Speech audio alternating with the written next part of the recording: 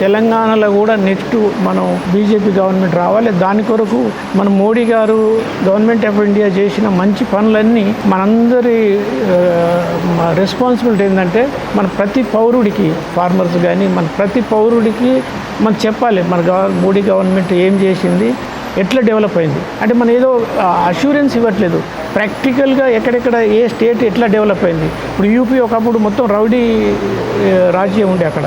ఇప్పుడు యూపీ మీరు ఎవరు పోయి ఎక్కడ ఏం అడిగినా కానీ డెవలప్మెంట్ ఉంది, ఇక్కడ లా అండ్ ఆర్డర్ బాగుంది. ఏ కంట్రీ అయినా బాగుపడాలి, స్టేట్ బాగుపడాలంటే లా అండ్ ఆర్డర్ బాగుండాలి, డెవలప్మెంట్ ఉండాలి. అదేవిధంగా మనం మన హెరిటేజ్ ప్రకారం మనకు రామజన్మభూమి, మన రాముని మందిరం కట్టాము, అయోధ్యలో కట్టాము. మన అన్ని పాత టెంపుల్స్, అన్ని ఫేమస్ టెంపుల్స్ అన్నీ కూడా మనం డెవలప్ చేయగలిగాం. అంటే మనం మన హిస్టరీని, మన హెరిటేజ్ని కాపాడుతూ సేమ్ టైంలో డెవలప్మెంట్ చేస్తూ కంట్రీ ముందుకు పోవాలి.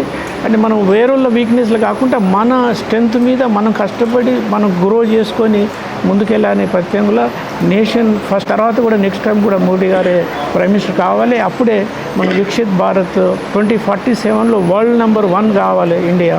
అందులో మన యూత్ మంచిగా చదువుకొని బాగుండాలి.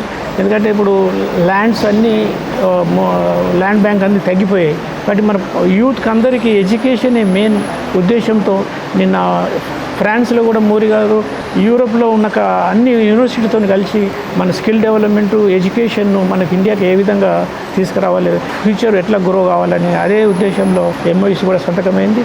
ఈ మధ్యలో $87 బిలియన్ వర్త్ ఆఫ్ మనం ట్రేడ్ ప్రతి కంట్రీతో ట్రేడ్ చేసుకున్నాము. అమెరికాతో వాళ్ళ కండిషన్ పెడితే మేము అగ్రి కావని మన కండిషన్ ఒప్పుకునేటట్టుగా చేసి మన ట్రేడ్ అగ్రిమెంట్ కూడా జరగబోతుంది. కాబట్టి చైనాతో కూడా మన టర్మ్స్తోనే మనం మాట్లాడుతున్నాం. ఇంతకుముందు చైనా అంటే మన భయపడేది. ఇప్పుడు చైనాకు భయపడకుండా ఇప్పుడు మనం బార్డర్ స్టేట్ పోనీకి జమ్మూ లడాఖ్లో మనం అన్ని టనల్స్తోని మొత్తం మన హైవేస్ నిర్మించాం. అంటే మన సోల్జర్స్ ఇంతకుముందు పోవాలంటే 2 రోజులు 3 రోజులు పట్టేది. ఇప్పుడు ఒక 12 గంటలు 10 గంటల్లో మనం ఎక్కడి నుంచి అయినా బార్డర్ రీచ్ అయ్యేటట్టుగా మన హైవేలు, టనల్స్ వేసుకొని బ్రిడ్జెస్ వరల్డ్లో ఎక్కడ లేని విధంగా మనం ఇన్ఫ్రాస్ట్రక్చర్ డెవలప్మెంట్ చేయగలిగాం.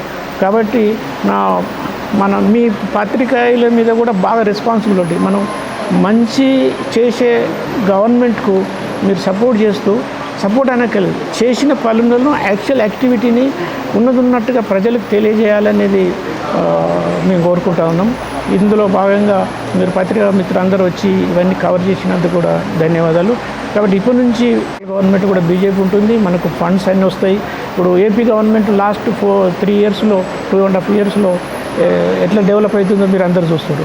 అదేవిధంగా మన తెలంగాణ మళ్ళీ ఒరిజినల్గా డెవలప్ కావాలంటే మనం బీజేపీ గవర్నమెంట్ వస్తేనే సాధ్యమవుతుంది. అందులో తెలంగాణ, హైదరాబాదు ఇండియాలో మంచి సెంట్రల్లో ఉంది. కాబట్టి మనకు అన్ని విధాలుగా వెదర్ కూడా మనకు అనుకూలిస్తుంది. మల్టీనేషనల్ కంపెనీస్ కూడా అన్ని హైదరాబాద్ చుట్టూ వస్తాయి, తర్వాత డిస్ట్రిక్ట్లో కూడా వస్తాయి. కాబట్టి మనం వెరీ కంపాక్ట్ స్టేట్ కాబట్టి తెలంగాణ డెవలప్ కావడానికి చాలా రిసోర్స్ ఉన్నాయి. కాబట్టి దానికి కావాల్సింది ఏంటంటే మంచి గవర్నమెంటు, మంచి గవర్నెన్స్ ఇచ్చి వితౌట్ కరప్షన్తో పనిచేస్తే తప్పకుండా తెలంగాణ గవర్నమెంట్ వస్తుంది. దాని కొరకు మన క్యాడర్ అంతా పనిచేయాలని కోరుతూ, మీరు ప్రెస్ మిత్రులు కూడా పాజిటివ్గా అంటే ఉన్నట్టుగా రాసి ప్రజలకు ఇప్పుడు మన తెలంగాణలో ఏదైతే డెవలప్మెంట్ అవుతుందో గవర్నమెంట్ ఆఫ్ ఇండియాకి వెళ్ళి వచ్చే స్కీమ్స్తోని ఆ పనులు అయితే రోడ్ వర్క్ కానీ, రైల్వే వర్క్స్ కానీ, అగ్రికల్చర్ సబ్సిడీస్ కానీ, యూరియా సబ్సిడీ, యూరియాలో 90% సబ్సిడీ గవర్నమెంట్ ఆఫ్ ఇండియానే వస్తుంది. అది మన ప్రజలకు మనం తెలియట్లేదు.